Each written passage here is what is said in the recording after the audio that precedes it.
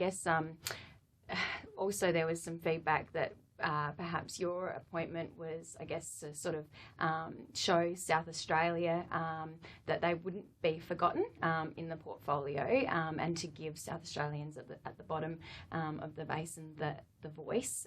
Did you see it that way as well? Well, I suppose, there may be some validity in that comment, but I thought that the reason that they probably chose me to look after water in the assistant minister role was because I'd had such a strong background, and I've had 25 years of involvement in issues in relation to water form in the basin. But I think it is a good thing. I mean, you've got Minister Joyce, who's at the top end of the system. You've got me, that is at the bottom end of the system. So, we do balance each other out in terms of our understanding and our areas where we have greater influence. But the other side of it too is that rivers die from the bottom up, and I think that if we can establish a strong river system in South Australia, then the rest of the river system can only benefit from it. Yeah, sure. So you touched on Minister Joyce. You've worked with him previously on water or other issues, and how have you found him? Yeah, look, I've worked with Minister Joyce on a myriad of different things, particularly in the agricultural space. I've been very involved in a lot of the Senate committees in relation to particularly horticulture, the wine industry, the citrus industry, levies, many inquiries with Minister Joyce.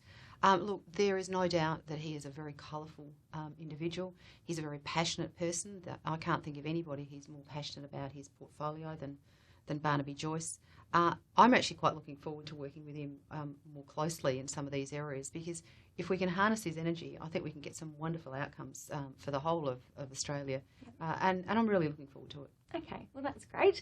On agriculture, I guess what do you see as the key issues for South Australia in particular on the agriculture front, and what would you be hoping to achieve through your position for South Australian communities? Okay, well, apart from the obvious that we obviously need to get the Murray-Darling Basin Plan implemented as soon as possible, and start getting some certainty and stability back into our irrigation communities so they can actually start taking advantage of opportunities.